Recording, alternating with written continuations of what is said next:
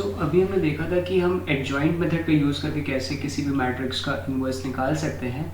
जो आपका दूसरा मेथड है of finding out inverse of a matrix, वो क्या होता है आपका यूजिंग एलिमेंट्री ट्रांसफॉर्मेशंस। ठीक है, तो अभी हम देखते हैं कि एलिमेंट्री ट्रांसफॉर्मेशंस का हम यूज़ कैसे करेंगे। तो सबसे पहले हमें कॉन्सेप्ट समझना होगा कि हम क्या कॉन्सेप्ट को यूज़ करके चलेंगे।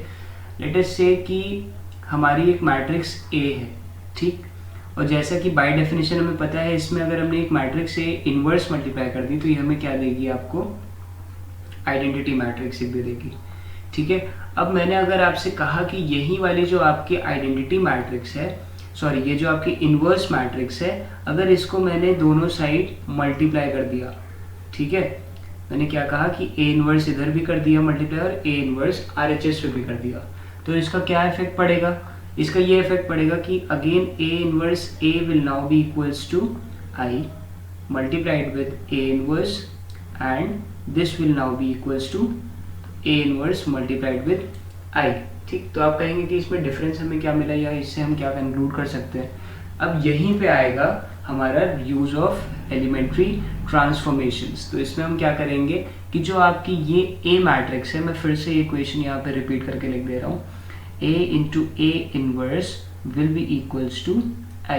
ठीक है, तो मैं ये कह रहा हूँ आपसे कि जो आपकी ये A मैट्रिक्स है, इसको हम एलिमेंट्री ट्रांसफॉर्मेशंस की हेल्प से I बना देंगे, एंड जो ये आपकी I मैट्रिक्स है ये आपकी ऑटोमेटिकली क्या बन जाएगी, A इनवर्स बन जाएगी। ठीक है, एलिमेंट्री ट्रांसफॉर्मेशंस होते क्या है वो भी हम लोग समझ लेते हैं। सबसे पहले तो ये देख लेते हैं कि कैसे इनका डिनोशन होता है। लेट अस से कि एक मैट्रिक्स है A B C and D।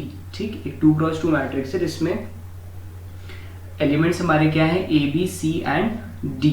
तो अगर एक एलिमेंट्री ट्रांसफॉर्मेशन लगाया, ठीक है, let us say that we are dealing with rows right now. ठीक है, रो ट्रांसफॉर्मेशंस पे अगर हम कर रहे हैं, मैंने बोला that R1 is now R1 plus R2। ठीक, तो इसका मतलब क्या हो जाएगा, ये मैट्रिक्स आपकी क्या बन जाएगी, A प्लस C, यानी जो ये करस्पॉन्डिंग कॉलम का एलिमेंट है ये ऐड हो जाएगा, और B प्लस D यहाँ पे ऐसे ऐड हो जाएगा, और रिमेनिंग जो दो ये वाला रो है ये आपका क्या रहेगा, सेम रहेगा, एज इट इज रहेगा। ठीक है, अब इसी में अगर हम देखें कि हम कॉलम ऑपरेशंस को अगर अप्लाई कर देते तो let us say if we are dealing for columns, यहाँ पे मैंने लिख दिया आपके लिए कॉलम्स। ठीक, अगर कॉलम ट्रांसफॉर्मेशन पे चल रहे होते हैं हम लोग, तो मैंने लिखा let us apply C1 is equals to C1 plus C2। ठीक, फॉर दिस मैट्रिक्स, ये वाली मैट्रिक्स को लेके चल रहे हैं अभी हम, तो this will be equals to A plus B, okay, and C plus D, और ये वाला जो आपका रो या सॉरी ये कॉलम रहेगा ये एज इट इज प्रेजेंट रहेगा। ठीक है, तो मैंने आपसे क्या कहा कि ये वाला जो A वाली मैट्रिक्स है इसको हमें आइडेंटिटी मैट्रिक्स बनानी है, तो ये जो आइडेंटिटी मैट्रिक्स है इस पे सेम ऑपरेशंस चलते रहेंगे, तो ये ऑटोमेटिकली आपकी A इनवर्स बन जाएगी।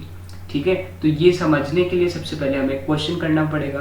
क्वेश्चन करने से पहले एक जो बहुत इंपॉर्टेंट पॉइंट है वो मैं आपको बता देता हूँ कि जो भी आपने स्टार्टिंग फर्स्ट स्टेप में अडॉप्ट कर लिया, वेदर इट बी रो और इट बी कॉलम, जो आपने फर्स्ट स्टेप में अडॉप्ट कर लिया, suppose you have adopted row transformations, तो आपको पूरा मैट्रिक्स का सॉल्यूशन कैसे करना होगा, रो ट्रांसफॉर्मेशन से ही करना होगा। लेट अस से कि आपने कॉलम ट्रांसफॉर्मेशन किया पहले, तो आपको पूरा जितना भी इनवर्स निकालने का प्रोसीजर है पूरा कॉलम ट्रांसफॉर्मेशन से ही करना होगा। This is quite important point. People usually make mistakes, या आप लोग यूजुअली मिस्टेक्स कर देते हैं और आपके मार्क्स क्या हो जाते हैं, डिडक्ट हो जाते हैं। If you are working with rows, then only go with rows in throughout the question, and if you are working with columns, then only go with columns throughout this question.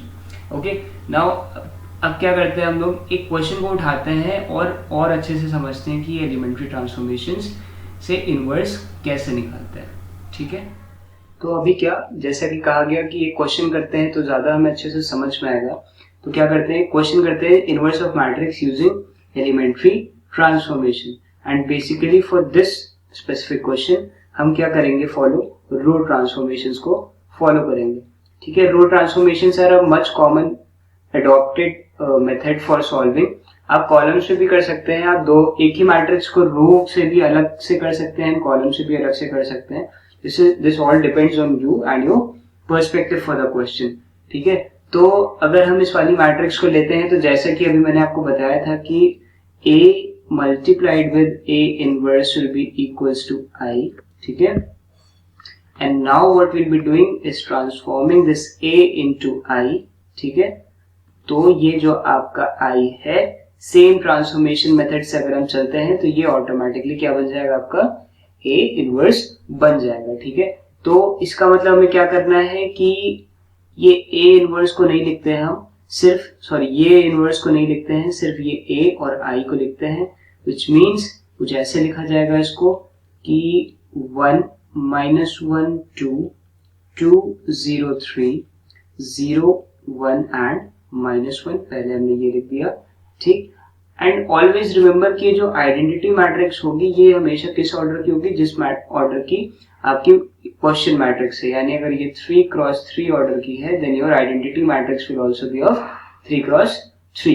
खैर, तो ये आपका LHS हो गया, ये वाला part आपका LHS हो गया। अभी RHS में क्या लिख दिया हमने, 1 0 0 0 1 0 एंड 0 0 1।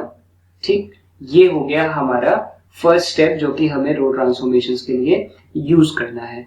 अब एक छोटा सा आइडियोलॉजी की तरह आप उसको लेके चलते रहिएगा कि जो सबसे पहला स्टेप आपको करना है वो क्या करना है कि ये जो आपके लोअर ट्राइंगल के एलिमेंट्स हैं, ठीक है, इनको जीरो करना है। ठीक, then we will be shifting to the upper triangle. ठीक है, मोस्ट प्रोबेबली ऐसा भी हो सकता है कि आपको बीच में एक शॉर्टकट मेथड दिख जाए जिसमें कि आप रोज को स्वैप कर सकते हैं या कोई दूसरा एक डायरेक्ट ऑपरेशन ऐसा लगा सकते हैं जिससे कि आपको डायरेक्टली इनवर्स मिल जाए।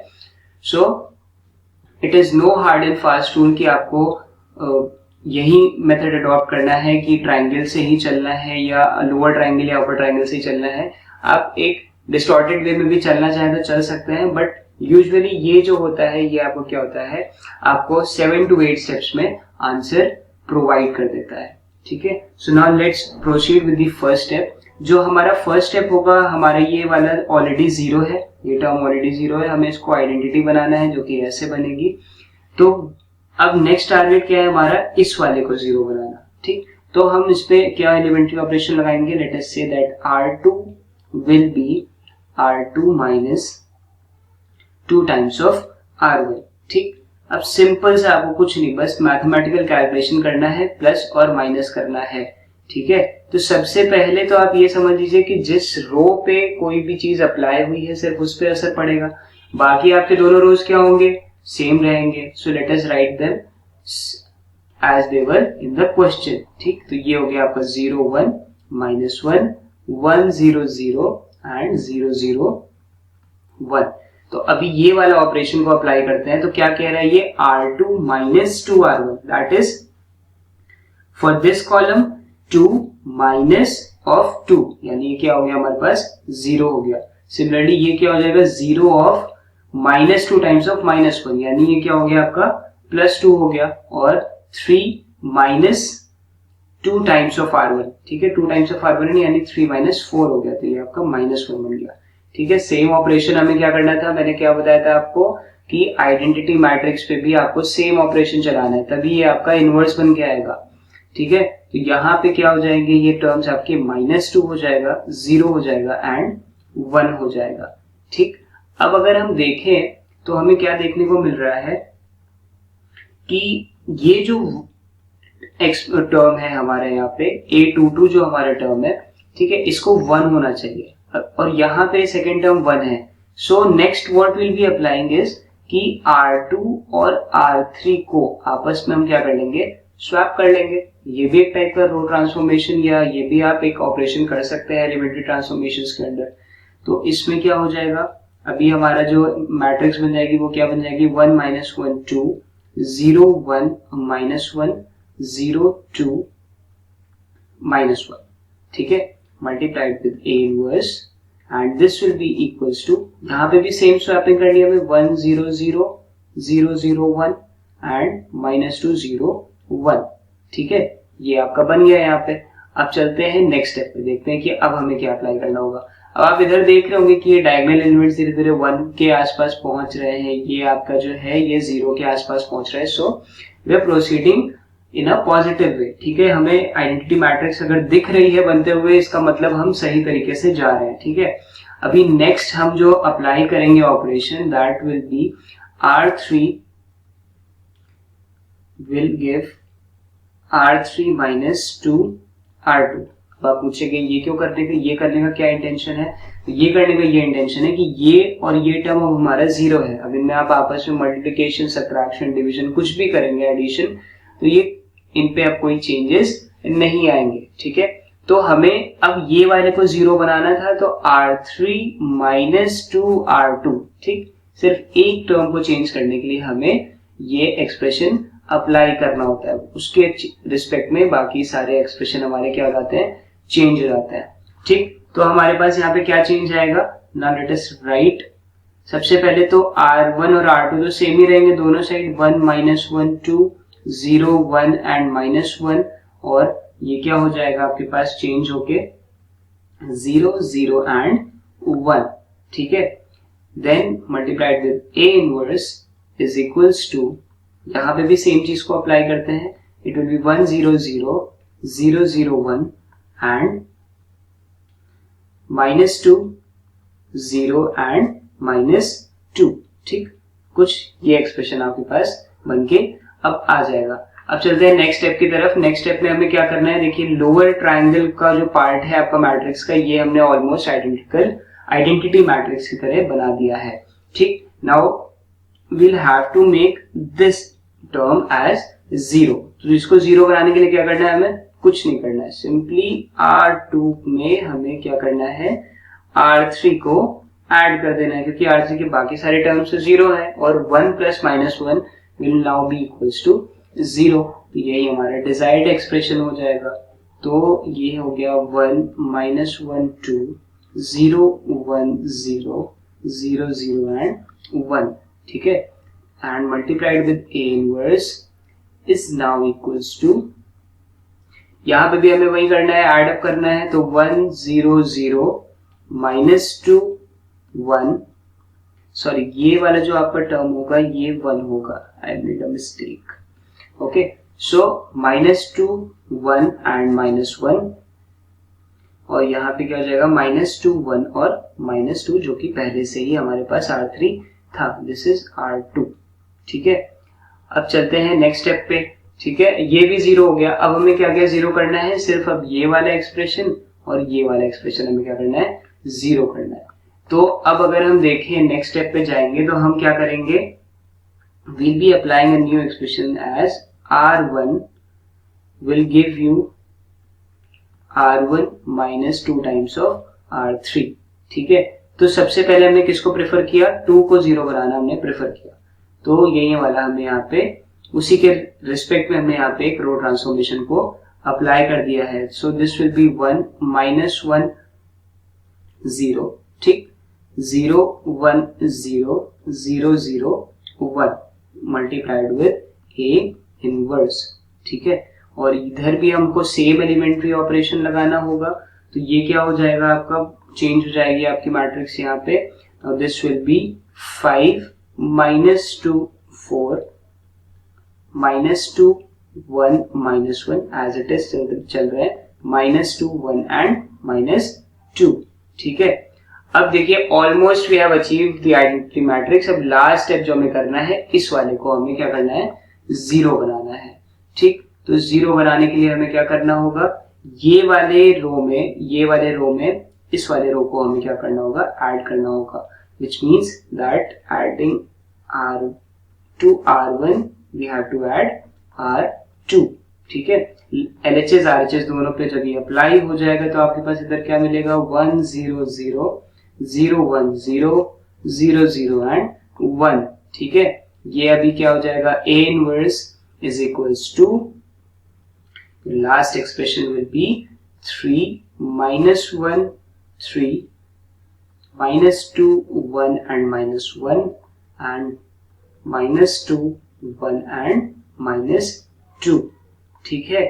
ये आपके पास क्या बन के आ रहा है, मैंने आपको फर्स्ट स्टेप पे क्या बताया था कि हम रो ट्रांसफॉर्मेशंस के हेल्प से इसको क्या बनाएंगे, आइडेंटिटी बनाएंगे, तो ये अपने आप क्या बन जाएगी, ए इनवर्स बन जाएगी। And this was finding the inverse of a matrix using elementary transformations. ठीक है, तो यहाँ पे हम लास्ट में एक एक्सप्रेशन लिख लेते हैं that A inverse is equals to 3 minus 1 3 minus 2 1 minus 1 minus 2 1 and minus 2।